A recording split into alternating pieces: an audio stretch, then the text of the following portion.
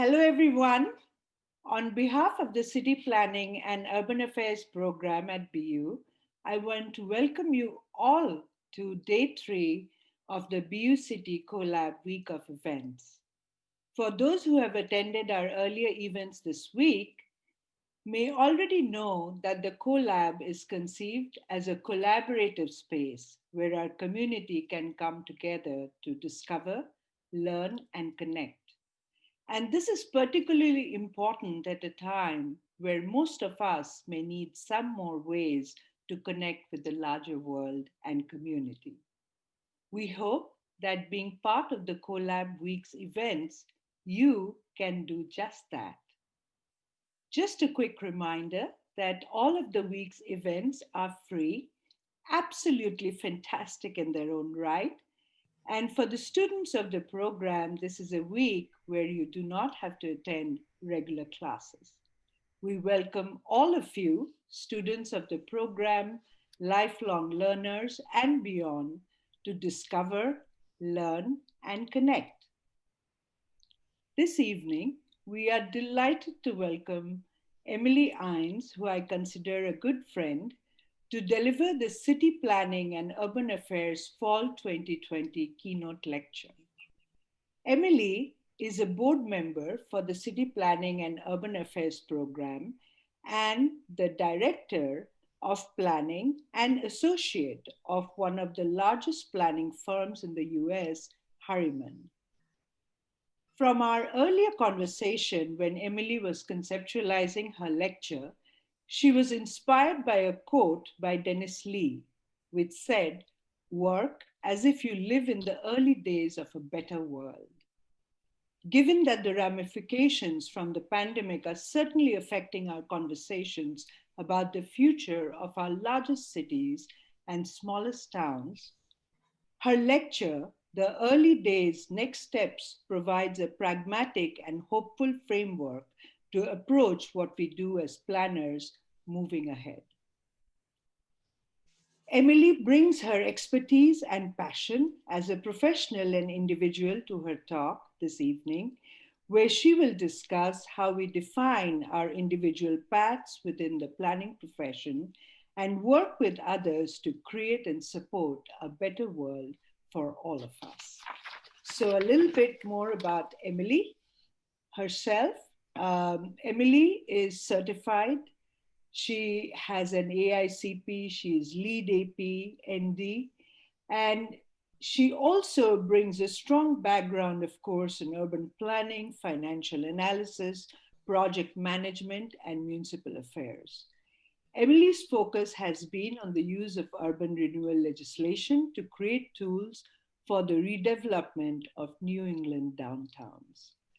This kind of commitment and passion also shows through in her deep understanding of the municipal process and planning challenges as a former elected member of her town's planning board.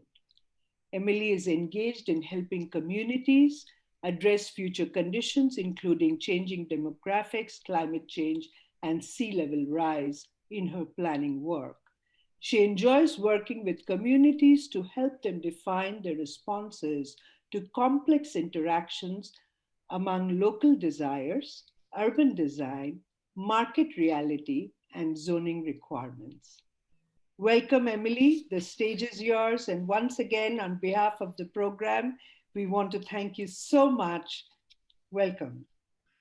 Thank you, Madhu. It is a deep pleasure to be here. Andrea, I'm just going to share my screen.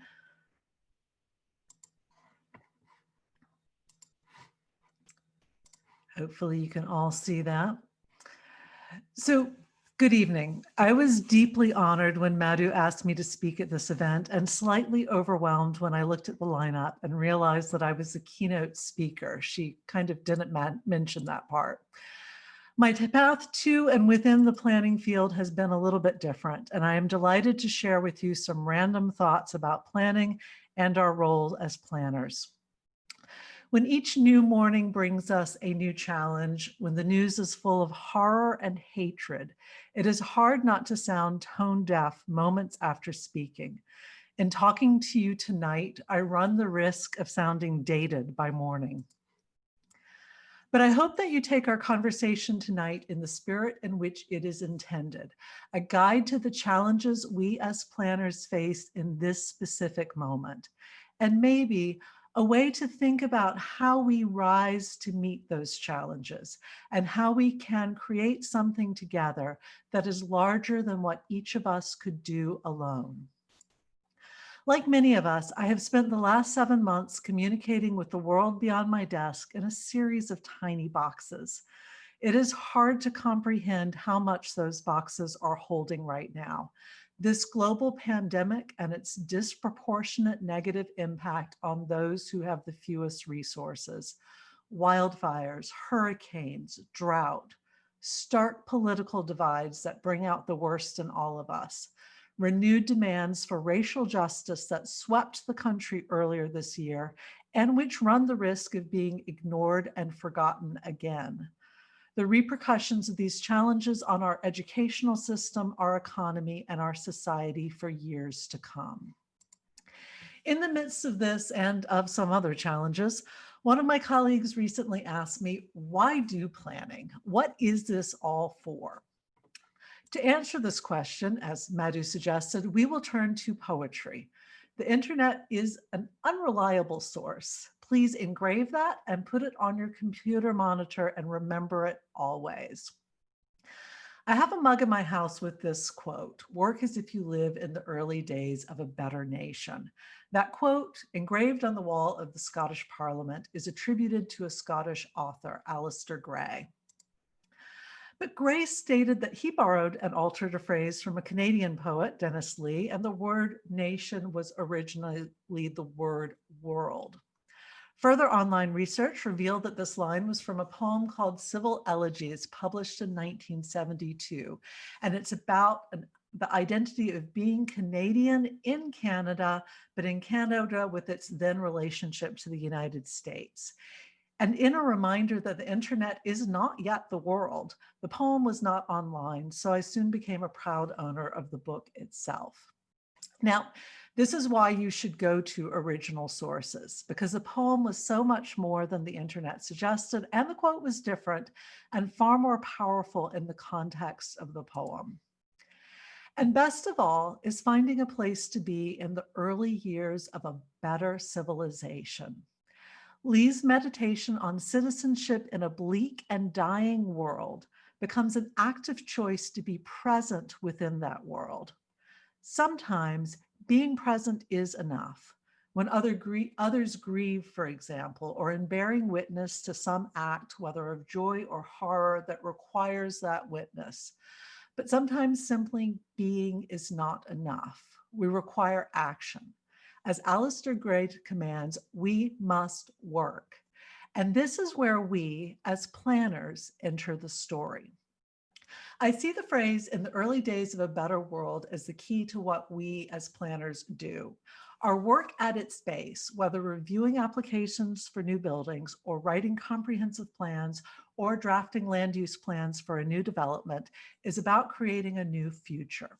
What we do is also, even when we are interacting through our screens, a deeply social act. Our work requires us to collaborate with others and translate those conversations, along with our own research and analysis, into acts that will shape the physical, social, economic, and environmental future of the communities in which we work and live. As we talk, keep the word civilization in mind, because the breakdown of civil society and the ideal of the civic is something that we are witness to. Let's start by defining what we mean by world. People often come to this profession because they want to change the world, but we move through intersecting worlds throughout our day. Our families, our colleagues, the communities we live in, work in, drive through, and drive past, our state, our nation, our planet, the woman ringing up your groceries, the person who cut you off at the lights, the homeless person on the corner, the man who glared at your mask while you glared back at his lack of one. These images are Boston focused because my work is in New England, but apply them to your own streets, neighborhoods, city, region, and country, and of course, our planet. One meeting that I attended sticks out as an illustration of what world means. Two different groups. One, a single lawyer representing someone in a dispute over a single family home on a large lot on a rural road. The other, a group of neighbors of different ages, races, and income levels bitterly divided over a proposed development that would bring a commercial use to a neighborhood of small lots and smaller homes. The people in the room all lived in the same town, but they lived in completely different worlds. As planners, we need to understand that one person's experience of their community is not the same as another's, even if they live next door. Now expand that outwards to think about how each of these worlds intersects with each other on a larger scale, from street to neighborhood to town to region to state to nation to planet. Consider the lived experience of each person and how, when they walk into a community forum or a public meeting, their experience and expectations inform their actions in that meeting. Think also of those who do not feel welcome in those public spaces because of their own experiences and expectations. Step one, then, is to define the world or worlds you want to make better. And as you think about your path in planning, understand that you think and act across scales and determine the level at which your actions will be most effective. Step two is to understand that your experience of this world is not always shared, and come to conversations ready to enter the worlds of other people to understand their experiences and motivations. Now, given how we understand world, how do we think about better? What gives us as planners the right to define what is better for our worlds, and how do we make those decisions? Let's start with Maslow's hierarchy of needs. The hierarchy is a pyramid of 5 needs, with the most basic on the bottom. As a person's needs on one level are met, they can focus on the next level. I'm not the first to apply these needs to society, and we could spend several hours of talking about this construct. But for now, let's work with the bottom 3 levels, because we are failing to provide these basic needs to many, many people. And that failure is a key part of what our profession should be addressing. As we think about the base needs, consider how they are related. Is shelter or housing appropriate if you cannot easily access food and water? Can you really meet your basic needs without a job? If you have a job, where is that job in relationship to your shelter? Are you safe if your shelter is threatened by sea level rise, climate change, or substandard construction? Does your income provide enough to secure your food, water, and shelter? Do you feel safe as you move through your world? The events of 2020 have caused us to question our collective understanding of safety. We need to redefine the concept of basic needs to include a commitment to the dignity and worth of every human on the planet, whether or not you like that person, agree with that person, or even know that person. The history of planning decisions has a lot to answer for. Urban renewal plans that strip the heart from neighborhoods in a misguided and ultimately counterproductive attempt to address real social needs. Zoning that continues to segregate our communities and perpetuate social and economic inequities. A focus on car-centric design that negatively impacts public health and economic mobility. To make our worlds better, we need to begin again, working together to define what is better means at each of the scales we discussed earlier. To evaluate what it means to start again, let's discuss the meaning of early days and the underlying idea that the phrase the early days implies a collective action towards a specific goal. The musical Hamilton is a good example of this on several levels. This tour de force is a work of collective genius of the original cast, inspired and guided by Lin-Manuel Miranda's script, which was in turn inspired by Ron Chernow's biography. See what I mean about working together? While this creative work certainly simplifies the history, it also captures the energy of the back and forth discussions, arguments, disagreements, and compromise required to start a new nation. The interactions between Hamilton and Jefferson allowed them eventually, and sometimes despite themselves and their flaws, to create an ideal of something that was far larger than either of them could have done alone. To me, this is the central productive relationship in this musical. If we think about today, tonight, as the beginning of the early days, who will you work with, disagree with, compromise with to create our better world? And can we also talk about the genius of recasting our founding fathers and mothers with actors who are people of color, redefining the discussion and passions of that time as universal? How do we expand our discussion into inclusive conversations and actions? This brings us to ideas about identity. Who is this you who is living and working in these early days? How do we move from the collective you to the individual you and back again? For answers, we will turn to inspiration from another author.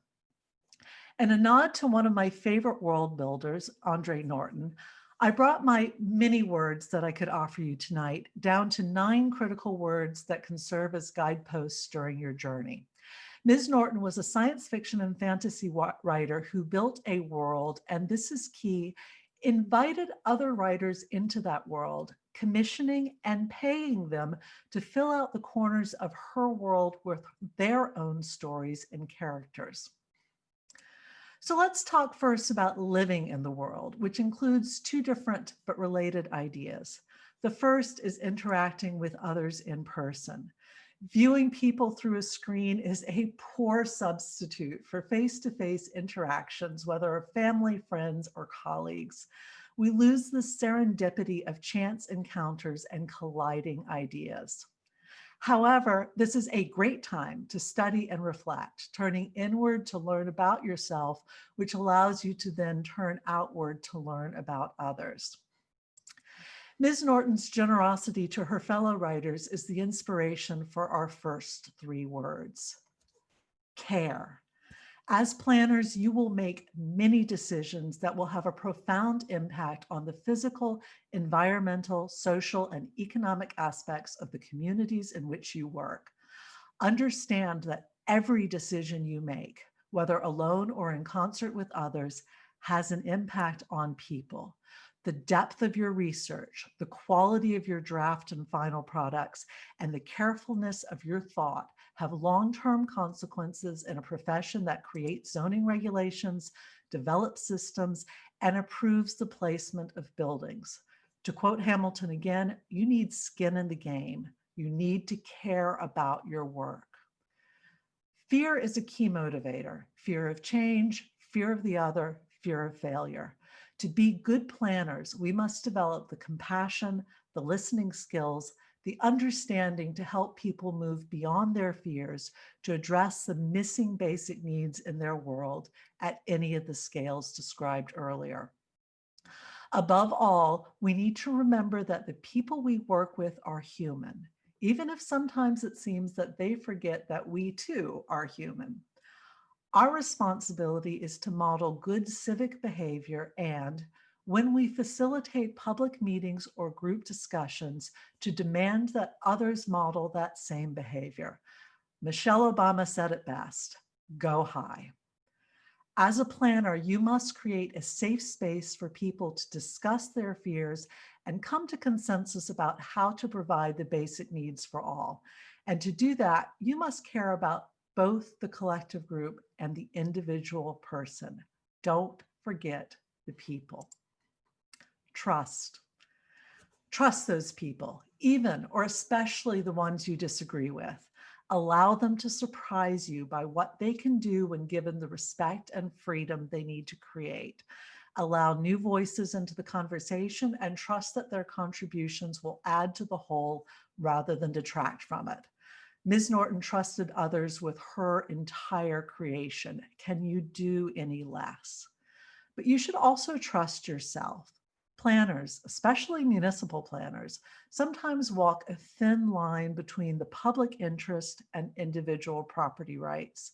Develop a clear sense of when you are on the ethical side of that line and listen to your gut when it tells you that you are slipping to the wrong side.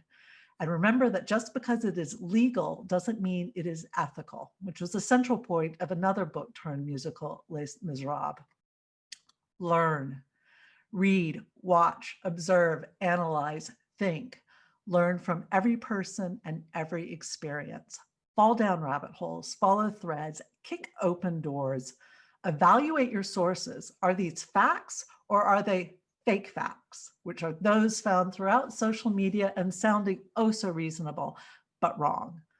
Work everything you learn into your understanding of the world and your role in it. And if you need to, change your understanding to fit what you have learned. Harold Ramis said, find the most talented person in the room, and if it is not you, go stand next to him, or just saying her or them. If you walk into a room thinking that you are the smartest or the most talented in that room, then you are walking into the wrong room. Part of learning is being humble about and admitting what you don't know. Back to Maslow's hierarchy. I hope that your basic needs are met and that you have a sense of safety and of belonging to someone or some cause. Now let's talk about the next two needs, esteem and self-actualization. Esteem means that you are respected by others and by yourself. Self-actualization allows you to strive towards what you believe is your full potential. Every year, every day brings its challenges. You need to know who you are and what you can do to meet and help others meet those challenges. So here are 3 words to guide that knowledge. Make. Get used to using your hands. Understand how long it takes to make something and observe how your hands form a physical object, dough, a drawing, a model. Learn the value of the time you spend creating and learn how to ignore time as you create. If someone told you once that you have no artistic ability, ignore them and draw anyway. Plant a seed and watch it grow. Respect the creations of others. Austin Kleon, an artist and author, has 2 desks, one for digital work and one for manual work. He moves from one to the other to spur creativity. Put your tools where you can see them. Always have a paper and pen. Use or make any tool that inspires you. Have pride in what you make and then make something else. That practice is never wasted. Forgive. You will run into some seriously nasty people during your career. Fear of change brings out the worst in people and in situations, such as public hearings, when you can't answer back. Focus on the larger goal, on the purpose that brought you to planning. Don't let their voices into your head. Don't let their nastiness into your soul. Don't let them corrupt your passion. But although you may forgive, don't forget who these people are, both because you will run into them again and because you don't want to become them. Understand, though, that some people are not nasty. They are simply human, and they will do stupid things and say thoughtless words. Don't attribute evil intent unless you are certain that it exists. Remember that you also are human and will do stupid things and say thoughtless words, and you need to forgive yourself too. Breathe, stop, turn off the phone, close the laptop, although not yet, as you'll miss the next 3 words. Learn to be alone in perfect silence, preferably where you can see something green and growing. Watch whatever wildlife you have around you. Take some time each week to remember who you are, where you are going, and make sure you remain on the right path. Sometimes to get through the day, to get through the year, especially 2020, you simply need to breathe. And that brings me finally to work. As planners, you may work for a municipality, for a regional planning agency, or as a consulting planner. You may work in something related in development or academia. You may run for office and serve as an elected official. You may leave the field altogether, but what you learn about this profession can be applied to many others. The most important part of being a planner is understanding that no matter your role, you will accomplish nothing without collaboration and compromise. Back to Hamilton for the last time, I promise. I challenge you to watch a meeting of a planning board, board of selectmen, city council, and then go back to the 2 cabinet meetings and review the back and forth, the name calling, Hamilton's lack of votes to pass his financial structure, Jefferson and Madison's desire for a capital close to Virginia, the ultimate compromise in the room where it happened. You cannot build without agreement, and you cannot get agreement without compromise. The people in the room are not your enemies. They are the people you must work with to make something happen. If you do it right, you will collectively have created something better. If you do it wrong, bitter recriminations and possibly lawsuits will follow for far longer than you anticipate. Rebel. You cannot change the world by doing the same thing over and over again. Understand the past, but don't then use it as a template for the future. Try new things, be brave. To misquote Admiral Grace Hopper, ask for forgiveness, not permission. But understand the rules before you break them or simply ignore them. Structure is important, process is critical. Think through the norms before you discard them. You don't touch the hot stove simply because someone told you not to. You don't touch the hot stove because it will burn you. There's a reason for some rules. Co-create. There is a real joy in working with others to create that better world. Our studio, 3 amazing, talented, dedicated urban designers and planners, and me, began working from home in early March. Since then, we have had to change everything, how we work with each other, how we work with our communities, and how we help our clients plan. As you can imagine, it is hard to plan for 10 to 20 years at a time when every morning brought something new to change how we thought about the world. In January, we, Jess, Camilo, Philip, and I, had reinvented our studio to focus on community resiliency, environmental, economic, and social. We did not realize how critical those 3 pillars would become in the next few months, or how much we would rely on them as we discussed topics beyond the immediate work we were doing. Despite the frustrations of work and technology, I have found it a joyful experience to work with them to collectively create our responses to the challenges of the communities in which we work. Act. We can't make our worlds better without making ourselves better, and our actions have more impact than our words. We cannot post a Black Lives Matter sign in our yard, but continue the educational structures and hiring practices that favor white candidates over all others.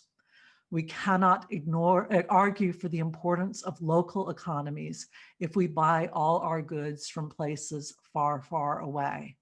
We cannot march for climate change and refuse to vote. To work as though we live in the early days of a better world, to find the place to be in the early years of a better civilization, we need to act by making choices, by making mistakes, and by picking ourselves up and trying again. But we need to act within a framework that allows our actions to lead to that better world, a more just, more equitable, safer place that invites us all to be part of something larger. The keys to Andre Norton's books are the personal journeys that her characters take, learning to understand themselves and their abilities within a world that is harsh yet beautiful. This idea of finding a place for oneself in a difficult, perhaps dying world is central to Dennis Lee's Civil Elegies. We are all on a journey. The words I've provided you are only guideposts. You will find some more useful than others. Your path and priorities will shift with new information, and you will bring new wisdom to these words as you continue to learn and grow. But we as planners tend to work best with deadlines, so I'm giving you one, April 28th, 2021. You're all watching me through a screen, so your calendar is right there. Pick a word from this list of 9 and write it in that calendar invite. On April 28th, you will send me an email telling me which word you picked and what you did with it. I promise I will respond. So to recap, work. to address the horrifying impacts of climate change to both present and future, to bring justice, compassion, and respect to all, but especially to those who have been marginalized, to allow people to reap an economic and psychological return on their efforts. Profit is not a sin, and it is not always measured in monetary form. As if you, planners and individuals with your own sense of self-worth and the worth of others, finding your place, live, and are able to spend time with family, friends, community, and alone, making and learning, engaging with and respecting our environment, or simply being. In the early days, now, tonight, with others, of a better, where everyone has access to nutritious food, clean water, appropriate shelter, and well-paying jobs, and can move through their worlds with a sense of their own self-worth and respect from others. World, your community, city, region, nation, our planet. Thank you for your time tonight. I look forward to your questions and comments and to hearing from you anytime, but especially on April 28th, 2021. Stay safe, stay healthy, and stay engaged. Thank you, Emily. If this were, an auditorium, I suspect that there would be resounding applause, or then everybody would be very quiet, because you have really inspired. I, for one, I have like goosebumps, and I suspect many of us feel the same way. But thank you so much. I see a lot of applause showing up in the digital form. So this is extraordinary. I think Andrea is moderating the session. Andrea, are there any questions? Folks, you can put your hands up and Andrea can call out to you. We'd love to have a discussion. Yeah, absolutely. Anybody who has a discussion, you can use the raise your hand feature, or if you want to put something in the chat, we can do that. All right, let's see. So first question that came in, Emily, what problems, questions in a community sense have you seen as constantly arising? That is an excellent question, and I'm afraid my answer might be slightly dispiriting to start with. So I never thought when I went into planning that I would talk so much about parking and stormwater management. So, I mean, in terms of changing the world, that's not what you expect to be talking about, but they both go to larger issues. In terms of parking, you're talking about a couple of things. You're talking about economic access, because that's what people are trying to do generally when they park somewhere. And you're talking about physical access, people having the ability to get from point A to point B. When you're talking about stormwater management, you're talking about a couple of different things. One is obviously, generally it's surface water quality. And then we start to get into issues of climate change, because with increased precipitation in terms of both number of days and amount of precipitation in any given event, you are also talking about how that impacts our impervious surfaces and then what that does to the runoff. And finally, you're talking about a shared sense of responsibility. So people managing their own stormwater on their site before it goes off and impacts the assets that belong to the whole. So parking and stormwater management, it's kind of a joke that I say it, but it's also real. I think the other things that the biggest thing that communities really wrestle with is a sense of change. And that frequently we are called in, hopefully before, often after, to deal with issues where people sense that their community is changing in ways that they don't like because they're uncomfortable. And that goes back to the idea of the fear of change. And so helping communities define what their values are and how to manage change within those values. You start looking at zoning regulations, you start looking at design guidelines. But first is really that visioning about what their community is now and what people want it to be in the future. And that's part of dealing with that fear of change. And I think that that's really the biggest thing that we see communities wrestling with, whether or not that's actually what they call it.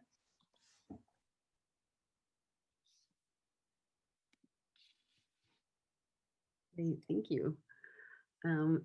Anybody else? Questions? Oh, Pablo again. Okay.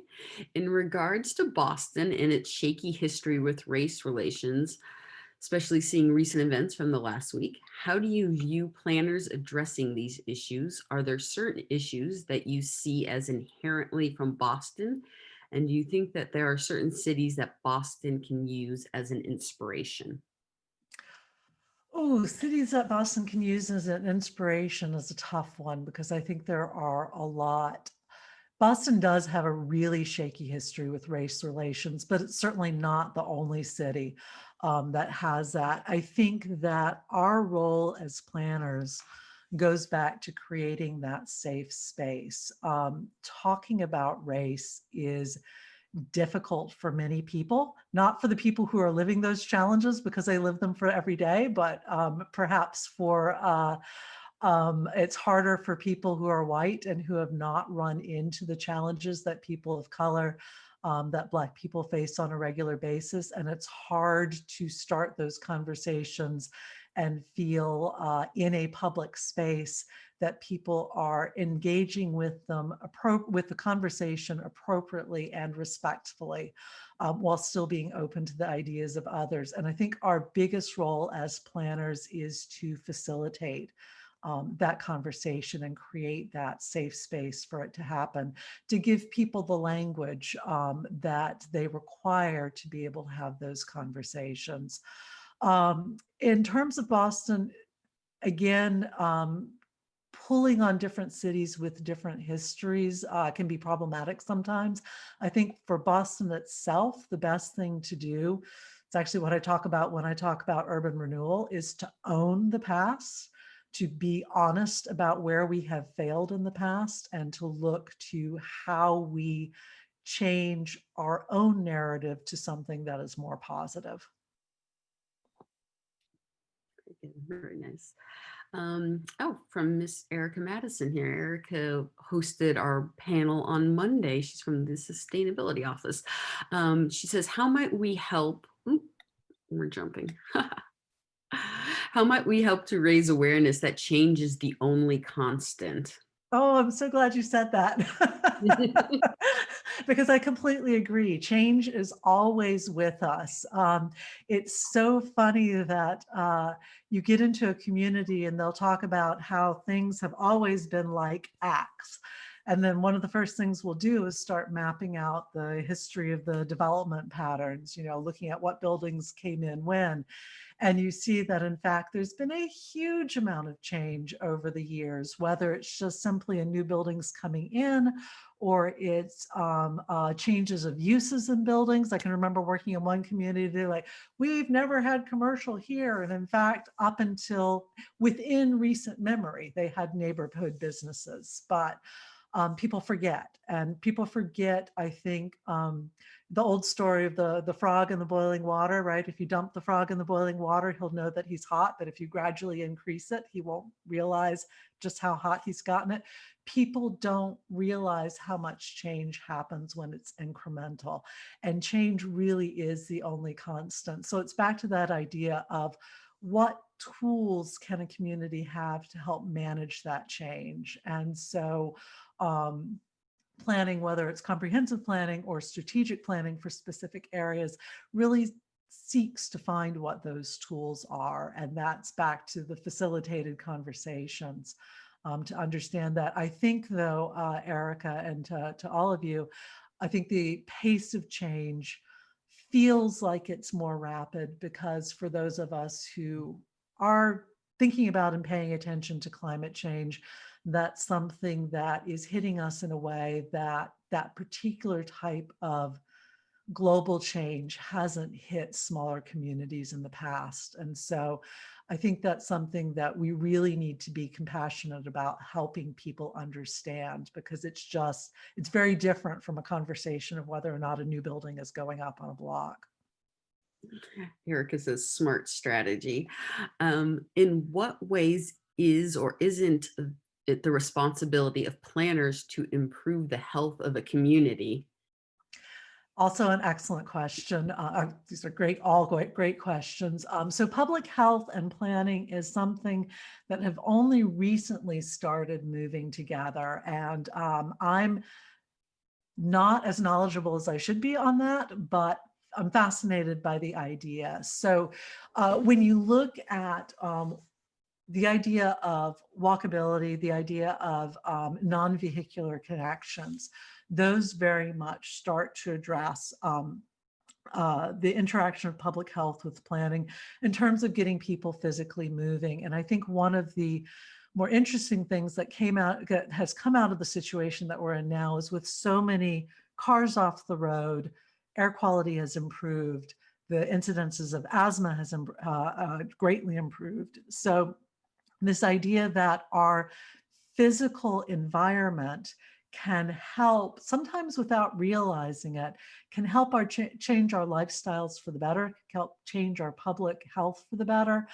is really critically important. And I think this idea that we as planners, because in our different roles, we help shape that physical environment, we should be more linked with the public health side of it to understand the choices we make in the physical environment and how that can nudge people to make better choices about their physical health or improve their physical health. So I think it's an exciting combination in fields, and I'm eager to see how it develops.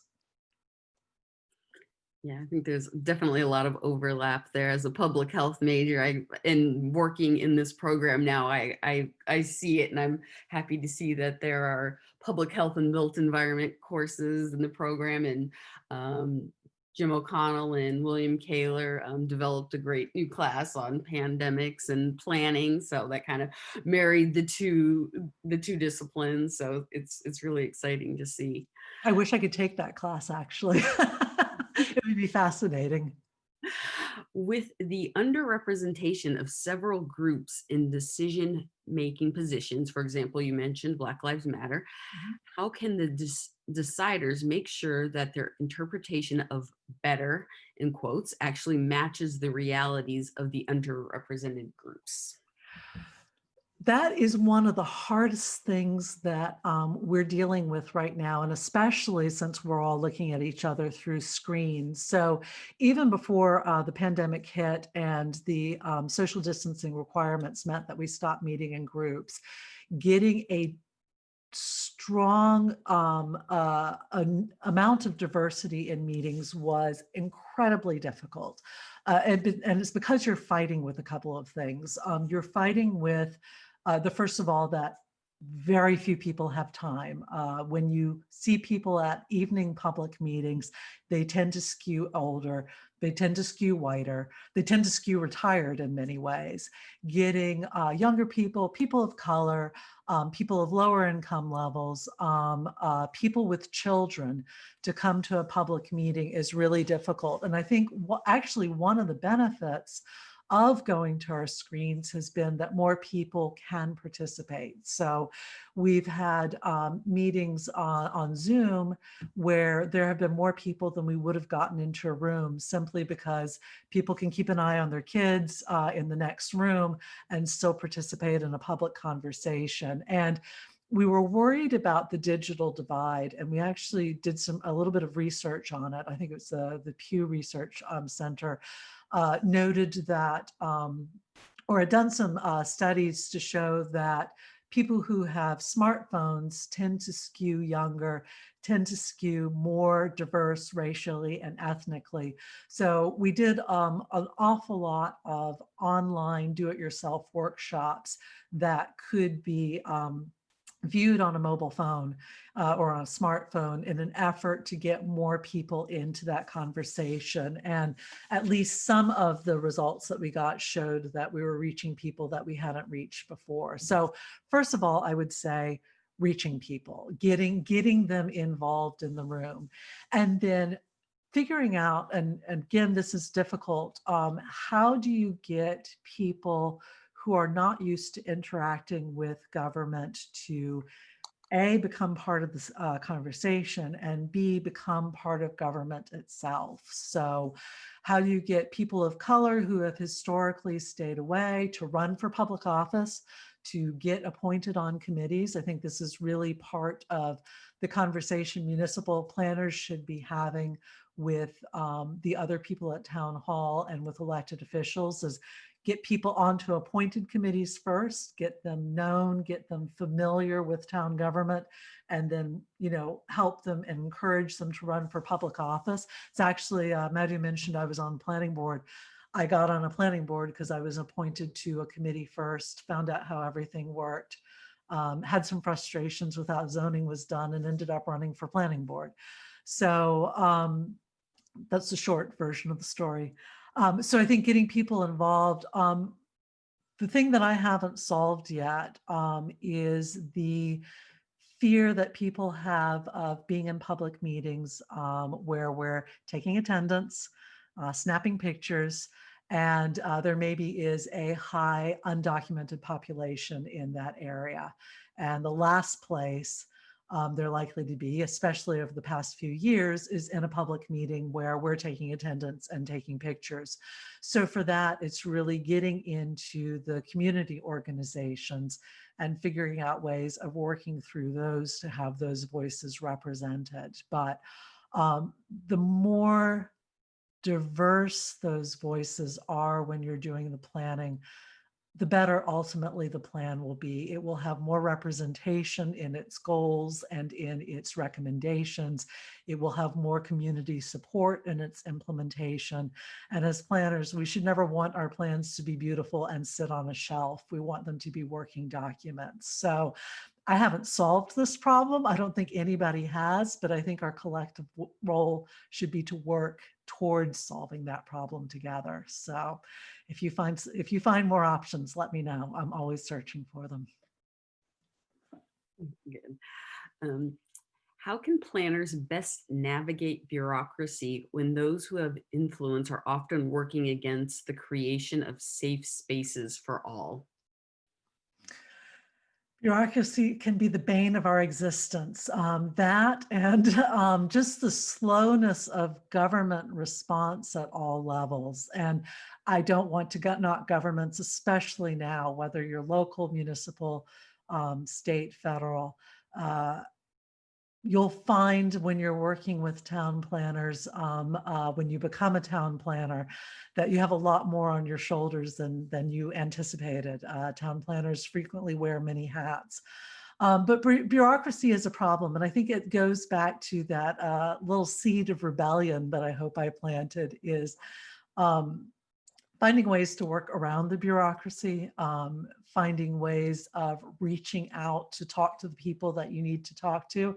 So I was lucky enough this morning to be on a webinar for the Massachusetts Downtown Initiative with Jonathan Burke of Patronicity. And we were collectively talking about how towns can do amazing things this winter to support economic development, get people outside, change their physical spaces temporarily. And one of the things is the number of people that you need to talk to. And unfortunately, the best way to navigate bureaucracy is to find somebody in your corner who can be in your corner and help them see what it is you're trying to do.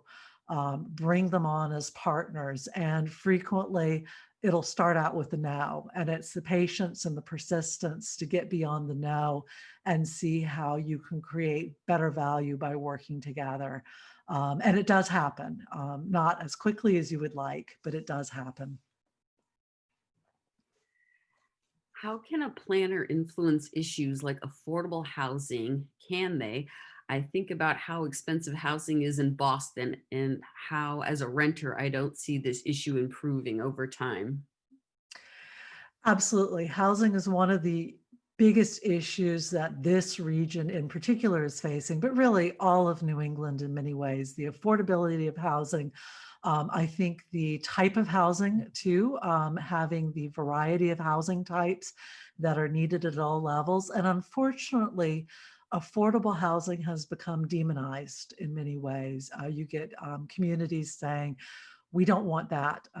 And they don't really necessarily understand what it means. So we've tried to change the language a little bit in some of the ways we work out, talking about the variety of housing types, diversity across all income levels, the idea that you absolutely need a mix of market rate housing, small a affordable housing for sort of the missing middle in terms of housing affordability, and of course, large A affordable housing for people who don't have the resources for other types. And so I think one of the things that has been an issue in many communities is there's an automatic assumption that affordable housing is multi-story and very massive. And so one of the things that we certainly can do as planners is to change the conversation around housing types. So talking about some housing types that aren't familiar or aren't widely familiar in Massachusetts, thinking about things like cottage developments, for example, thinking about cluster zoning, thinking about how we, and in some ways this is a tragedy. There's a lot of lovely small houses on small lots. And if you go and look at today's zoning, those houses couldn't be built now because the zoning came in after the housing was built, or even as a later zoning change rather than initial zoning. And when it came in, the standards were very different. So how can we as planners change the conversation to be more inclusive about how we talk about housing, recognizing that there are aging needs, disability needs, income needs, and that a healthy community has a mix of housing for all of these, and then broaden our discussion of the housing types to address all of those needs, then figure out how we properly zone for it. I think those are the key elements to the discussion. Next question. Do you see any big drifts between planners working for the public and those, oh, sorry, and those consulting working for businesses? So I am a consulting planner. I work for, and I have, my role in the planning field has been twofold. I was on the planning board first before I entered the planning field, which is not your normal order of doing things. I did a couple of other things. See that little sticky on rebelliousness. I did a couple of other things that are different from the normal path. So I've seen it as an elected official and I've seen it as a consulting planner. And I would say, as you look at your career, if you have the opportunity to work, I won't say on both sides, but say both arenas, I think it would be worth your while to do that. I haven't yet worked for a regional planning agency, and that would also be interesting because it's at a different scale. I see the not necessarily big drifts between the two municipal planners working in the public arena or regional planners and those who are consultants. What I see are different perspectives. So the work that I do is both for municipalities, but as a consulting planner, and for private developers. I think that my ability to switch between the two actually strengthens me, so that when I'm working for a municipality, I understand what it is that developers do and how they work in their own way to shape our physical environment. When I'm working for a private developer, understanding municipal process is 100% key to understanding how best to move through that. So I think the different perspectives, though, are important between a municipal planner who is going to be in the community implementing those plans versus a consulting planner that comes in, does the research, the facilitation, puts the plan together, and then moves on to the next community. One of the things that I like about being a consulting planner is that I can take lessons that I learned from one community and apply them to the next. The situations aren't always precisely similar, but there are things where I can say, okay, we tried this in community X. I think it'll work for you. We might have to make these tweaks. With somebody who's actually working for the municipality, they are then responsible for the actual implementation and do these ideas really work? And I think one of the things that I find really helpful about the back and forth is them saying, that's great theory, Emily, but you know what? It's not going to happen in practice. And the more that I learn about how that works, the stronger my own ability to respond to municipal needs is. So it's a good back and forth, but I don't see them as two different sides, just different arenas and different perspectives. Oh, this next question comes from Brian Kramer. Hi, Brian. He's one of our alums and adjunct professors in the program too. He says, thank you for a thoughtful and really engaging presentation. Question: to accommodate those with varied schedules, have you found or used any innovative ways to get the public engaged in planning, particularly over the last few months? Web-based tools, virtual sidewalks, do you think those virtual and/or floating public engagement tools will endure in a post-COVID world? So Brian, it's good to see you on the emails or the chat here. Yes, we've been using some ideas ourselves. I've been talking with other planners who have done different ones. In our case, some of our communities at the beginning of the shutdown also shut down the work that we were doing. So we had March and part of April to really figure out how we were going to pivot and do public engagement when we couldn't see each other in person. So we pushed SurveyMonkey as hard as you can push SurveyMonkey, with videos and stills and questions and you know, presentations that were tied to them. We have coloring books that are tied to the SurveyMonkey as well. We had some amazing success in some communities, lesser success than others. And we found that although the great thing about these do-it-yourself workshops meant that people could do it on their own time, as you know, without a deadline, things slip. So we had one that had, it was a virtual visual preference survey that we did in the town of Arlington. It had well over 1,000 responses. I think we all almost fell off our chairs. It also was launched right after the projected surge in April, sort of as that part of the surge and the news about it was winding down. People were getting a little stir crazy with their kids, so it worked out perfectly. We launched a few over the summer that didn't have as good effect. Virtual site walks are an interesting one. We have not needed to do those yet. We actually did them as virtual tours in the SurveyMonkey, but I have colleagues at another firm who did a socially distanced event outside in New Jersey a few weeks ago, and they said it was very successful. I think one of the things that's going to be tricky for us is obviously the winter months and trying to do something outdoors, and that again was the subject of this morning's.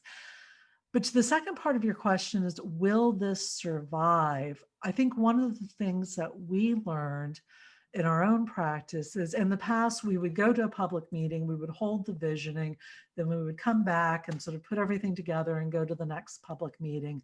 I think seeing the response that we've gotten from the online, I would consider doing a sort of online visioning first and then going to the public meeting and having real conversations about what we learned from the online. rather than hoping to spur those conversations solely in the room. I think there are a number of things that we were able to, issues that we were able to flush out online that would have benefited from your traditional facilitated table talks and table exercises that we couldn't do at this point. So I'm really intrigued by the idea of in a post-COVID world continuing to do the digital, but marrying it with a more thoughtful approach to the in-person. So thank you for the question. Next question, Madhu, do you want to ask your question? She says she has a question on processes versus outcomes. Madhu, you're up. Yes. So, Emily, I'm going to be the devil's advocate, over here. Imagine that, right? So, and forgive me if I say a few things just to kind of, spur a reaction.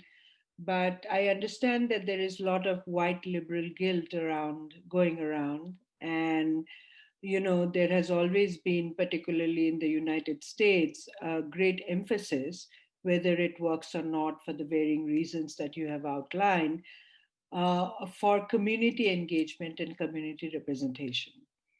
But frankly, it has been far from perfect. And then if you start to, and yet we have persisted and persisted now since the 1990s when, we talked about communicative planning and so on.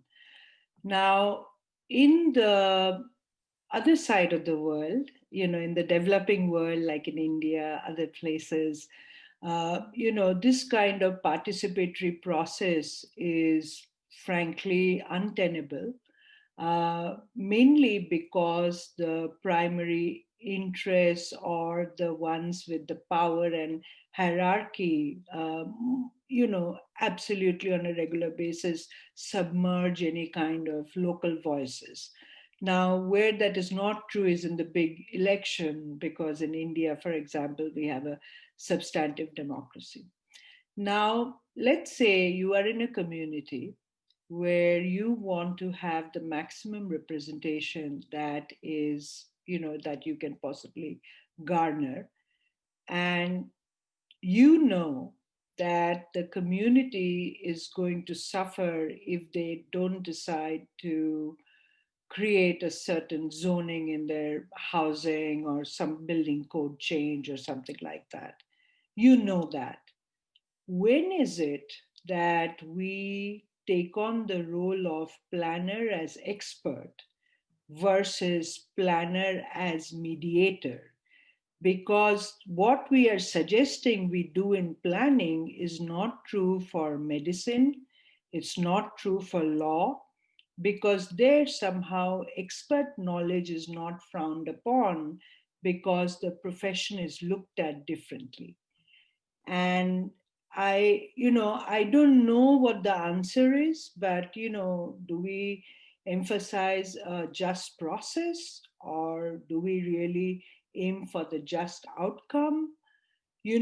Because frankly, we can't be in this gray area all the time, because then it's halfway measures. You understand my question? I would love your thoughts. I understand your question. I'm delighted that you said that you didn't know the answer, so you were asking me to know the answer. Thank you, Madhu. So a couple of points on that. We have, as a result of those bad planning decisions I mentioned in the past, it's interesting, we're somewhat allergic to this idea that somebody would make a decision without consulting the public.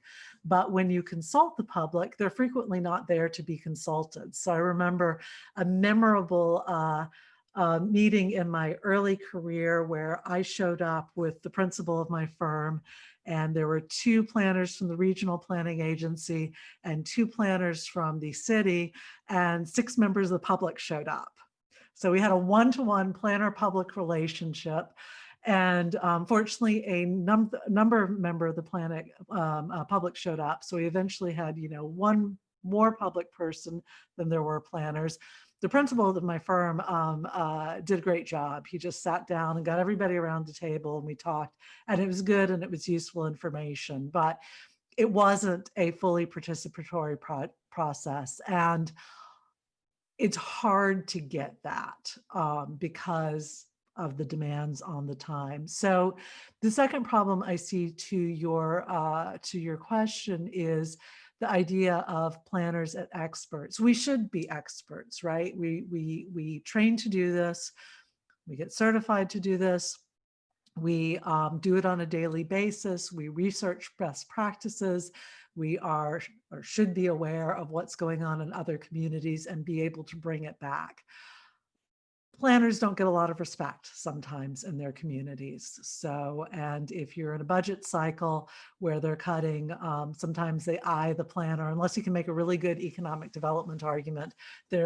Some communities are eyeing that planner. Some communities don't have planners at all, or they have a part-time planner, or they're sharing a planner with another community. So I think it gets hard to that point there. So when it comes to that perfect process versus the just process versus the just outcome, again, my experience is the New England experience. So I'm looking at what's the point at which somebody's making a decision on the planning. And so if you're in a town, it's probably the Board of Selectmen and the Planning Board and town meeting. Depending on what you're doing, it could be only the planning board, it could be all three. If you're in a city, it's going to be the city council, the mayor, the planning board. Some of the work that I do involves a redevelopment authority. So there's a political level that you're going to have to get to agree with you as a planner, whether you're a consulting planner or a town planner. At some point you need that agreement. So you need sufficient process of that of community buy-in and support in New England, at least, to be able to get that buy-in and support from the elected officials, because they're either approving the plan or they're approving the funding to implement the plan. So that at least has to be there. I think back to some of the things I talked about earlier, I think the way we conduct ourselves as planners, the way we offer the information, the way we present ourselves as experts in our field goes a long way to get the trust and the buy-in from those elected officials that we're going to be presenting them with something that will work for their community. And that's back to caring about how we work, caring about the product we produce, caring about the research, but also being able to speak to its impacts on those who are there. So I think there is very much a public process, which depending on the community will be better or worse than we want. But I think there's also that expertise, that judgment, that I am a planner sitting at a planning board meeting and I am telling you when I see this development proposal, what the zoning is, how it meets the zoning, what the other impacts. And that's really in part up to us to build that trust and confidence through our work. Thank you.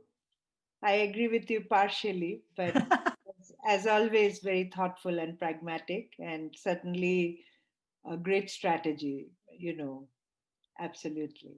Thank you. We can talk about the partially where you disagree me in a longer conversation. Okay, then we will. Excellent. To be continued on that.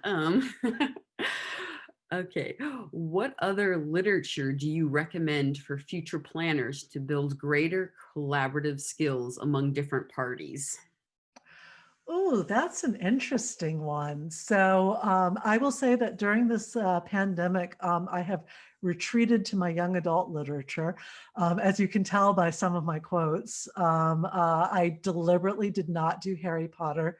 I threatened to, and my husband rolled his eyes at me. So I think this idea of thinking about, when I read very widely, but I think this idea in particular about literature of looking to things where people are talking about consequences and talking about their actions. And I think and the reason I said young adult was only partly tongue in cheek, is young adult literature frequently deals with themes with consequences that literature directly aimed at adults doesn't always do. I think actually back to Harry Potter, I think that's one of the reasons it was so fascinating to adults.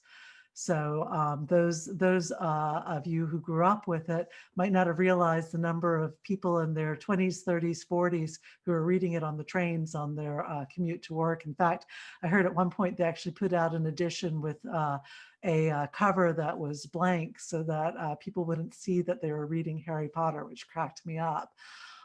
So I think that that general literature is actually surprisingly useful.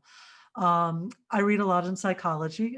In fact, I took a lot of psychology courses in college, and it doesn't hurt to know that how people think, how people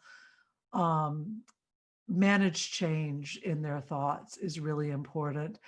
Reading business literature, read beyond your field into other fields, read science when you can.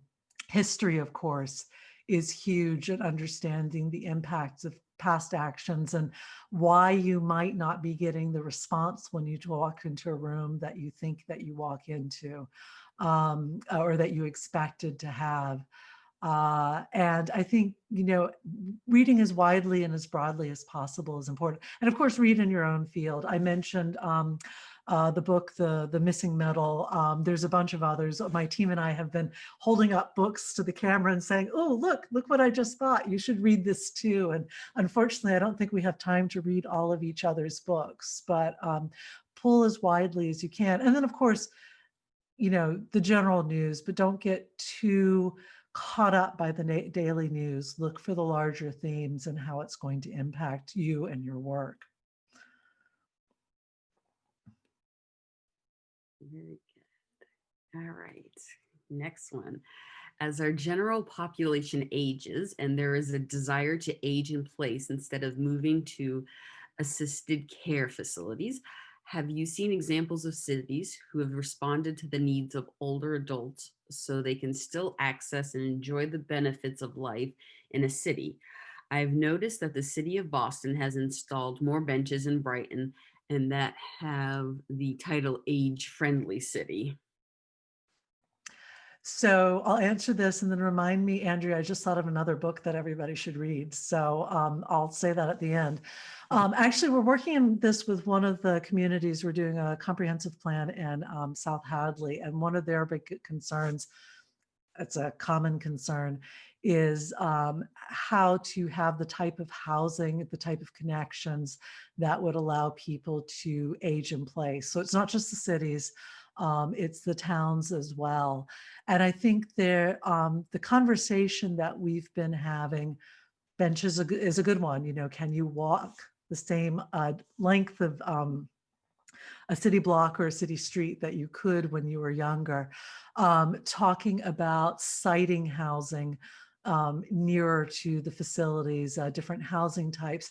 If you're interested in the physical design part, look into the idea of universal design in terms of architecture, but then expand that out to think about how that would work in the world.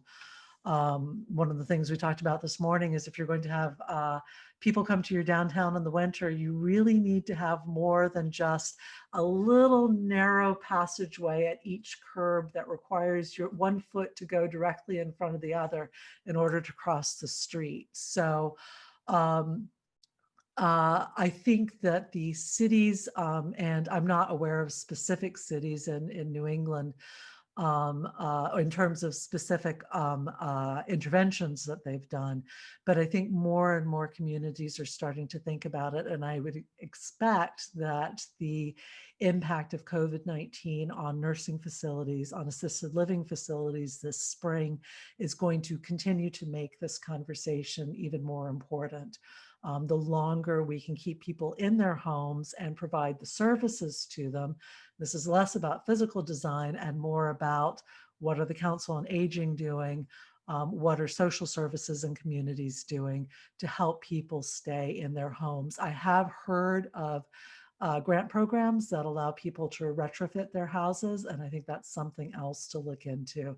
So there's a pattern of interventions at the house level, at the neighborhood level, and at the city level in terms of services that I think will be important. The book I wanted to recommend is called The Psychology of Influence, and all planners should read that book. So. Erica just sent a good resource in the chat. She says, check out the older adult cycling education MassBike is providing through a partnership with the city of Cambridge. So resource in the chat there. She provided a link. And then Yesham, yes, her research method 703, they're working on working with the city of Easton on healthy aging. And there's a couple of national institutes that are also working on healthy aging and aging in place. So it's worth doing a little online research to just see what pops up. And Erica provided another resource, Age Friendly Boston, with the link there. It looks like we are caught up with the questions. Does anybody else have any other questions for Emily? Raise your hand. You can put it in the chat. Oh, Najee. How has collaboration been between parties in the virtual world since March? So we found it, it's actually been really interesting and in both good and bad. I think the type of design collaboration where we would all sit around a plan of the area and point at things and scribble all over it, that of course has been lacking. And we've tried a few different ways, but it's just not been the same. But in terms of collaboration with each other, with the towns and the cities that we're working with, it's been really good, although different. So couple of differences is I used to be driving all over the sort of all over Massachusetts, Connecticut, into New York, a little bit into New Hampshire, up into Maine. So my carbon footprint has declined significantly since March because I'm not doing that anymore. But what I miss about that is the thinking time that I used to have in the car on the way. So, you know, I drive 3 hours, I'd have an hour-and-a-half meeting, and I drive 3 hours home. As again, not exactly sustainable, but excellent for thinking time. I think that we've actually had more meetings with some of our clients because we haven't had to jump in a car to go see them. We can schedule the time. I think the trouble is it sometimes means that we're back-to-back meetings. So I think I'm solid, for example, from about 10 o'clock tomorrow morning to about 5 o'clock tomorrow night with not a break in between. I don't have that every single day, so it's okay. You can become a consulting planner without being on Zoom all the time. But it does leave less time for thought and means that I have to switch quickly from project A to project B in about, you know, a minute flat, which can be kind of tricky. But the ability to see a client and discuss things more quickly than a previously scheduled meeting has been really good. I have had sidewalks where I go, and that's been fabulous because we see each other socially distanced, masked, but get to really talk about the community while walking through it, which I think is actually one of the more powerful education tools that there can be. So it's been fine, but there are things that we've missed. And I think there's some things that we've gained.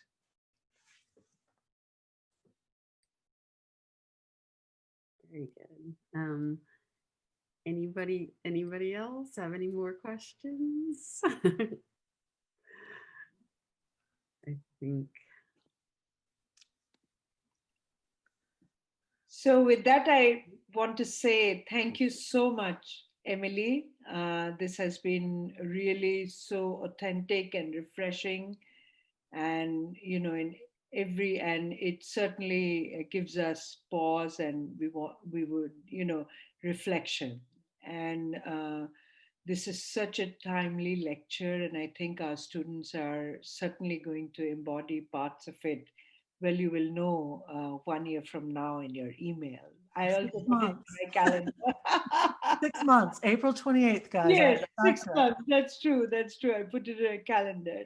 And, I just want to say that we never really do this, but we have a small enough group and we have about, I wanted to say 10 minutes or so. So if any of you have any personal comments, anything to add, things that you have been doing, some of those words that you have already embodied, we'd love to, if you'd like to share, we'd love to hear from you. And it's not mandatory. You can just put your hand up and Andrea can call out. It doesn't have to be cerebral. I think you have really captured a moment where all of us can be deeply thoughtful and reflective, which is a really unique space to be in on a Zoom call, I will say. Erica's asking, will you send us the 9 words in a follow-up email? I can send that out. And okay. We can work on that. I can give you the presentation too, Andrea, if that awesome. helps. Thank you. 9 words. And I noted that rebel was the one I liked the most. It's always been my favorite. Folks, anything to add? Anybody doing any gardening? Only because, of course, selfishly, I want to bring up what I'm doing, but. Maybe if you go first, Madhu. Oh, no, I speak all the time. I'd love to hear. Everybody's awfully quiet. We'll give it 2 seconds. Andrea, take the show away if there's any other last things. I think we have the faculty meet and greet coming up where you will see Amelie again and you can converse with her.